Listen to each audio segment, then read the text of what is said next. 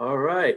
Welcome back, everybody, for our second segment of our series of Voices of Asian American Faith Freedom as we celebrate AAPI Heritage Month. And I'm so delighted to have with me Dr. Khyati Joshi, professor of education at Fairleigh Dickinson University and author of White Christian Privilege, The Illusion of Religious Equality in America. Khyati, welcome. Welcome. Thank you. Thanks for having me.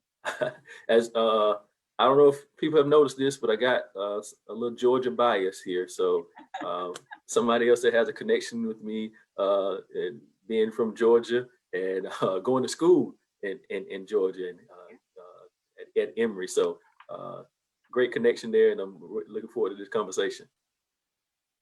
Yeah, no, it's always so nice. I'm coming to you right now. I'm joining you from New Jersey, but Atlanta is where I call home. Atlanta and Ahmedabad, India, two places I call home. All right. And she also knows somebody from Millen, Georgia. That's always a great thing too. We're connected now. We're connected. For sure. For So, sure. yeah. So and we want to jump right into it. And we kind of asked each guest the same couple of questions framework, but then we get more specific. But could you tell us a little bit about your family story in America and how you came to your faith tradition? Yeah, so my parents and I immigrated to the United States in 1971. I was born in Ahmedabad, India, and have been fortunate to return home many, many, many, many times. Actually, my parents pretty much sent me almost every summer growing up, you could say, from the age of 4 or 5 onwards, 4 onwards. I am a Hindu. I'm from a Hindu family, and that was the religion I grew up with, that I know about. I grew up with a really strong Indian American Hindu community in Atlanta, in Metro Atlanta, small but mighty. And I'm so thankful for it because it's not small anymore. The number of Indian Americans and Asian Americans in Metro Atlanta and in Georgia overall, the population is skyrocketing. And so it's Wow. really kind of great to see that. Growing up, my parents would tell me I was Hindu and they explained to me what that meant. And I learned from my community. But Monday through Friday, it also meant that I was harassed and bullied and, I had a lot of not so nice experiences. But Saturday and Sunday were fantastic. I owe a lot to my community from Atlanta. Okay. Okay. And so that harassment, we can't go either much go through these segments without talking about some of the things that unfortunately have happened to the AAPI community, not just over the years, but even recently with things that happened in Atlanta. And I know that probably touched you in many ways.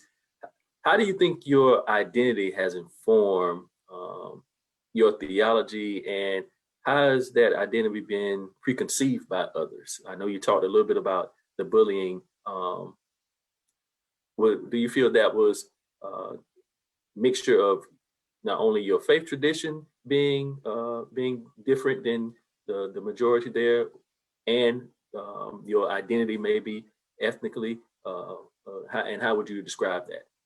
Oh, yeah. I mean, when you're 11 and 12, they're not separating out, right? Racial, ethnic identity from Mhm. religious identity. You're brown, you don't fit in. Growing up in Atlanta, I wasn't Black and I wasn't white, right? So that really led to a lot of confusion. And then when my family, we would say we were Hindu, that's not always, it was not always known what that is. And actually, what people knew sometimes was literally just what they had seen from National Geographic. And National Geographic didn't do a great job of portraying religions and cultures from all over the world. I mean, that's something I talk about in my book. Actually, National Geographic issued an apology a couple of years ago for Mhm. for their 100 years of racist coverage, and they almost got it in that they really needed to address the religion piece too. I mean, how many times did you open up the magazine and see perhaps beautiful images, but also see images where we're seeing cultures and religions of South America, of Africa, of Asia, just depicted in very backwards, uncivilized ways. right? So all of that fed into the narrative of what people thought, India was about. And for me, it would be a topic of conversation because in the summer I would be going home. And so that was something, that was very real. And I would go home to India, and I would see what it looks like there. You know, in Hinduism, there's a lot of things that are done at home. And so both in Atlanta and in India, I grew up with my parents, my mother in India, my grandfather, my aunts and uncles doing puja at home, and for me, that was the ritual I knew, right? Saying our prayers before our meals and at night and things like that. And it's interesting, this question you asked me of how my identity has informed my theology, because actually, Charles, I think that's a very Western, like Mm. Christian question, Western question, and not just Christian, because even religion doesn't translate into Hinduism. We talk about dharma, we talk about one's duty in life, and one's duty in life changes at different times in one's lifetime. And so, but I know what you mean by theology since I've studied it, and I Right. think that, for me, a really important, something that resonates with me is the idea of lived religion, of living one's faith, right? And so it's full of contradictions. It's not just what's on the Wikipedia version of Hinduism. It's really how religion comes out in my life. And one of the ways it comes out in my life, well, two specific ways. One is the acquisition of knowledge. And actually, the pathway of knowledge is one pathway in Hinduism. And so learning and then being able to live it, right? So by living it, I'm also, something that's important to me is seva, which is service, which is community service. And for me, I'm Hindu and I'm married to, and so this is relevant in terms of the question, I'm married to an Episcopalian, a white, redhead, green-eyed Episcopalian, greenish blue eyes. And, we live our faiths together and we live each other's faith. And that's something I'm really proud of. So, sometimes you can find me in church in Montclair, New Jersey, and we do volunteer work through that. And for me, that's my seva. That's my service, right? I can do it in the Indian American Hindu community. I can do it in the larger South Asian community. I could do it in the larger community, period. Seva is seva. Seva, it means service, it's service, period, right? And so for me, the interfaith piece, we've been married 20 odd years, and that's part of my life. And we've raised our son to be both Hindu and Episcopalian, and that's really important. We fast, like on Janmashtami, which is Lord Krishna's birthday, and Shivratri, which is Shiva's birthday. My husband fasts. We go to Christmas services. I go to Christmas services, Sunday services, everything. So that's how we live our faiths. That's a beautiful story. It connects with me. Just going when I was younger, my first cousin, she grew up Baptist, and her husband was a part of the Nation of Islam.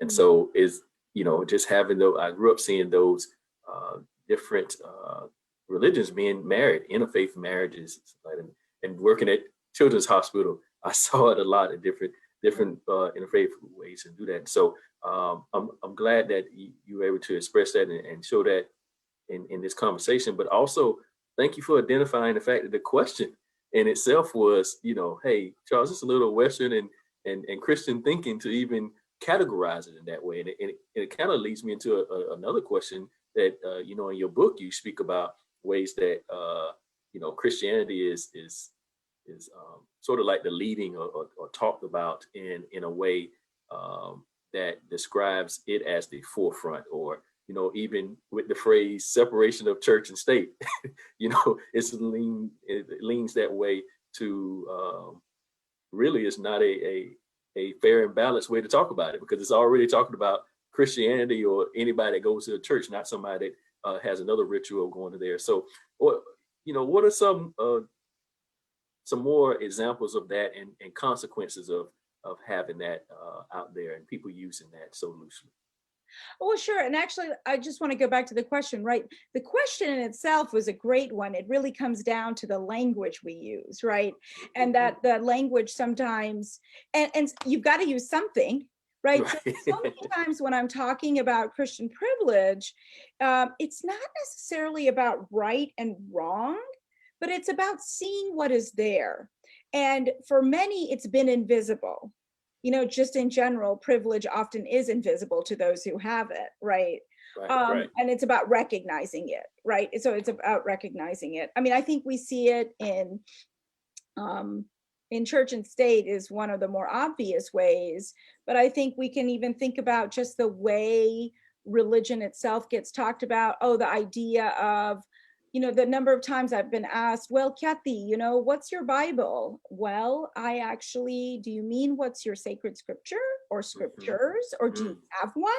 Or do you have any, right? We have religions that have no written tradition. We have religions that have many sacred scriptures, not just one, right? So it's about how Christian language and terminology has been used as the default and continues to be, right? So that's one way. We can also talk about the issue of, holidays and who gets their holiday off and can enjoy it 100% without making sure that everybody knows I'm taking the day off, and and then the work has piled up, and instead of 200 emails, there's 650, right? But during Christmas and also Easter, things kind of slow. Well, in Christmas particularly, things slow down. Easter, not as much, right?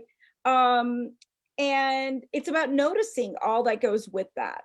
Right. So I'm not saying that's a bad thing.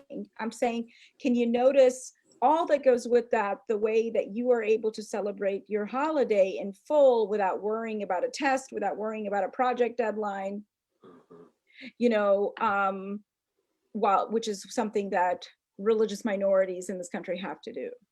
That's a great point. That's a great point. And, not to get on my soapbox for a second there,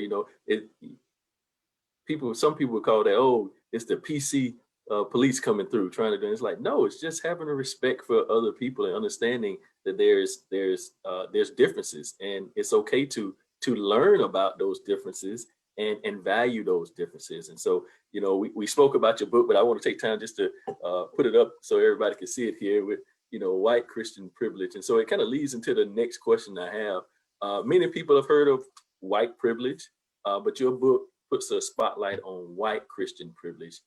Can you elaborate a little more and tell us about the distinction? What made you make that distinction between the two?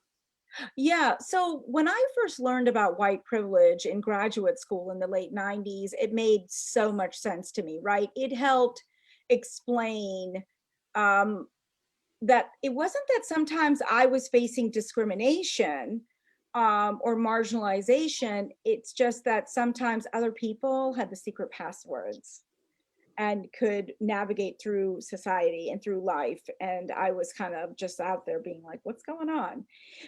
But then I remember saying to my advisor, like, well, this actually is there for religion too, And I will say that a lot of folks were like, I'm not sure. And, I don't know if you want to start talking about Christianism, kind of trying to make that analogy to racism. I'm like, no, this is not about Christianism. This is about looking at overall, we talk about anti-Semitism, but there are more than just Jewish Americans who face discrimination. Think about all the Native American spiritualities, Buddhism, Jainism, Islam, all of this. So I really started talking about religious oppression. And in that, oppression is a coin, right, Charles? Oppression is a coin. One side of the coin is discrimination, marginalization. The other side of the coin is privilege, right? If there's a down, there must be an up. Right. So that's, religious oppression is a system of advantages and disadvantages based on religion. And so from that, I really talked about Christian privilege. And I've been writing about it for a long time and finally got around to writing the whole darn book. But sometimes I'm talking Christian privilege and sometimes I'm talking white Christian privilege because Black Americans who are Christian have Christian privilege. Asian Americans who are Christian have Christian privilege, for example, right? Right. But then there's race, right? And race is such a force in our country that Black Christians and Asian American Christians don't have the same kind of privilege as white Christians, right? And so that's why the book is called White Christian Privilege. And I really go through a whole intersection of race and religion and explaining this, and then also teasing out the Christian privilege piece. Yeah, I definitely find myself saying, yep, I have that privilege, even though I don't, of course, I don't label myself as white, but I have some of those Christian privileges. And of course, there's the male privilege that goes in there too. So it becomes intertwined. And, with our organization, we have Christians Against Christian Nationalism campaign that we do. And a lot of that is talking about that Christian privilege and, the distinction between even just, people of the same faith tradition, and then the difference that it comes when somebody has a different faith tradition in there. So, but you also touched on race, and we can't, it's like forget about race. In any part of American culture, in any part of what we do in America, race is a part of it. And so you compare ignoring religious identity and diversity to the harm caused by colorblind racism. What are some of the effects of being faith blind for a Christian exhibiting those characteristics? Yeah, and actually the first thing I would want to say is that I really struggled in the book. I'm trying to come up with other ways to talk about being colorblind because it's such ableist language, right? Or even religion blind. But I struggled. And so I went with it. But now that we're talking about it, I kind of want to put that out there. So anybody watching and listening, if you have a suggestion, please help me out, because I don't like that language, but I'm stuck. But I think that, one of the things that happens is that a lot of folks, for 20 years, I've been teaching social justice education at the undergraduate level. And every year I do an informal poll. If we are a religiously diverse, are we a religiously pluralistic democracy, or are we a Christian nation? And it's really fascinating because one of the things that always comes out is that, we have so much religious diversity that everything's okay, right? Oh, we have the First Amendment. It says we have freedom of religion. There's separation of church and state. Like, everybody can parrot these things, but they don't really know what it means and the underlying information they have or should have, and the misinformation they do have. Right. And so there's this sense that because they see religious diversity, we see our, mosques and Hindu temples and Greek Orthodox churches and big Catholic churches, that, oh, well, everybody can do what they want. Well, that's not really true. Right. Meaning everybody can pray how they want and worship as they want. No. Not really, because otherwise synagogues wouldn't be being attacked, and masjids wouldn't be vandalized, and Hindu temples wouldn't be vandalized, and things like that. So people can't practice freely all the time, right? Some more than others are able to. And I think that that's one of the biggest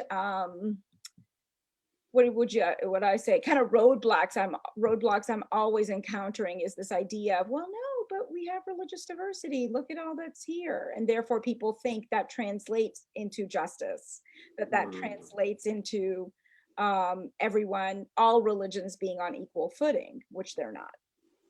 So, wow, you put a lot of things in my mind when you said that, and this, houses of worship being attacked.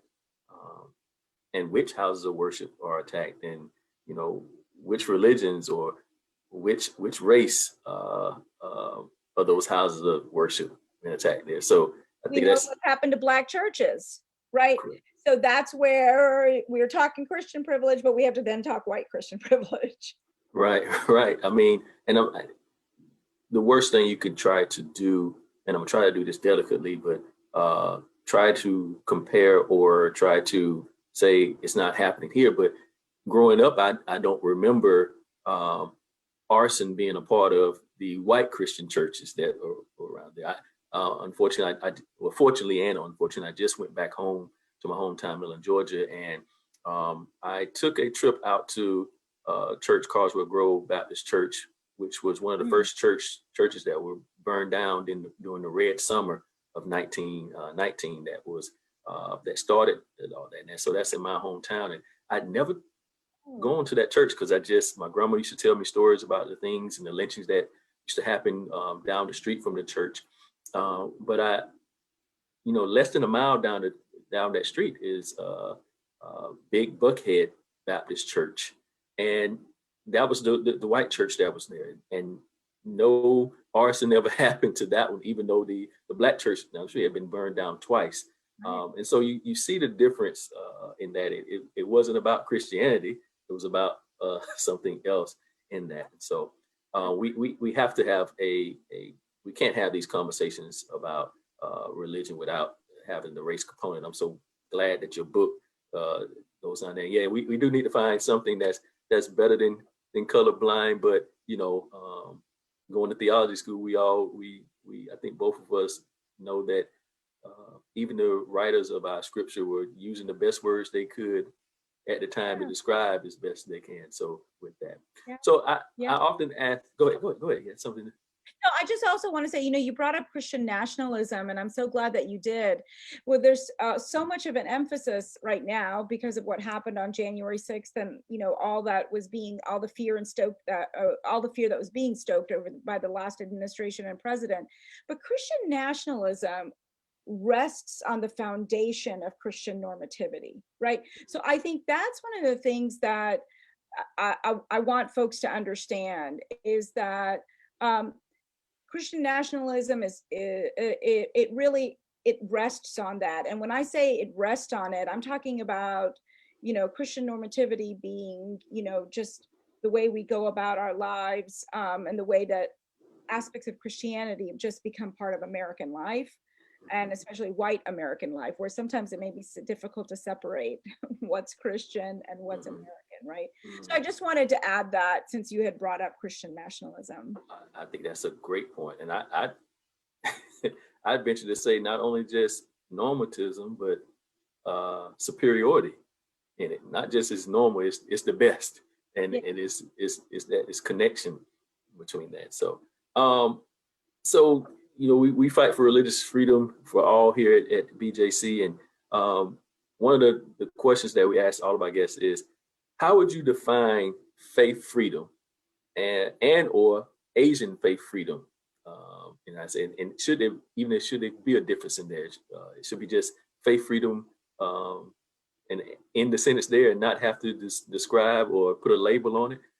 What would be the best part of faith freedom out of you, Dr. Joshi? Yeah, I think just faith freedom, right? Because faith freedom, then I can bring into it what I want. And for me, it is about being an Indian American Hindu. I mean, Hindus exist across the world. Not everybody is associated with India, although that's often the conflation that happens because of the sheer number of Hindus that are in India and that are part of the diaspora from India, right? So for me, it's the two together. And for my faith freedom, it's about being able to live my faith without people wanting to make caricatures of the images of Krishna and Ganesh and, and so on, where people just think it's cool, the commodification, and it's put on a t-shirt or it's put on some nice little trinket that then you have in your house, but you don't know what that means to somebody, right? And so faith freedom, I think also there's responsibility.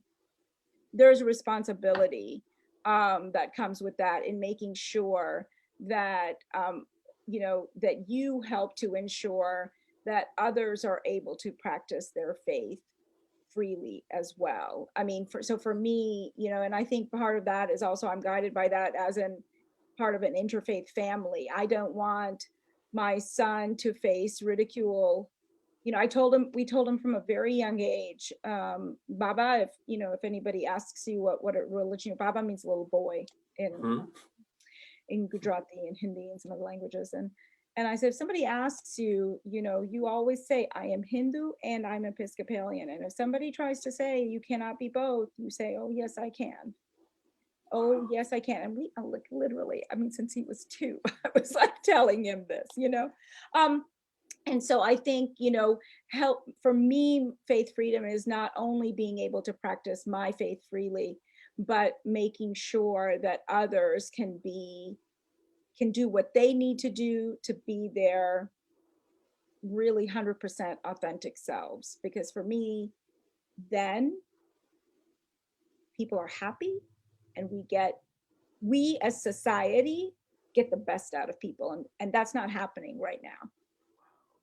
I want to put that on a t-shirt. Oh, yes, I can. Like we start talking about faith freedom for everybody. Everybody should be able to say, oh, yes, I can. We have to get your son to be a part of that. The big part of that. So, Dr. Joshi, thank you for being with us for this segment and agreeing to talk with me. These conversations I think could last forever. Because there's great conversations. And so with that, I want to make a small announcement. Everybody knows that for you that don't know, that we do a book club here at BJC. Well, our next book is actually going to be Dr. Joshi's book, White Christian Privilege. We're gonna do that in July, and we're gonna open registration June 18th. And there's a reason we're doing it in July. And after June 18th, we have a big program. Our Fierce Freedom event is on June 18th with Reverend Jackie Lewis, and she's going to be our guest speaker. So we have a big program there. And after that program, we're going to push into your book in the book club. But wanted to let everybody know that we're going to use your book, and we're just thankful for your time here today. And I know you're excited about that. And hopefully we can get you to drop in maybe on the book club. And I'd be delighted to. And actually, if you go, just to let you know, and anybody else out there who would want to know, if you go to whitechristianprivilege.com, there's some instructor guides there that have questions that might be helpful. Yep, and we'll definitely be using those questions too. So thank you again. One last announcement for everybody. Our series goes on again next week. I think that's May 27th at the same time, 1:30. We have my friend Tahil Sharma from the Regional Coordinator of North American United Religions Initiative. He's a Hindu and Sikh interfaith activist, and he'll be answering the question, what can America learn about religious diversity from Asian Americans? So thank you again, Dr. Joshi. Thank you for everybody that joined us, and we'll see you next week. Thank you for having me.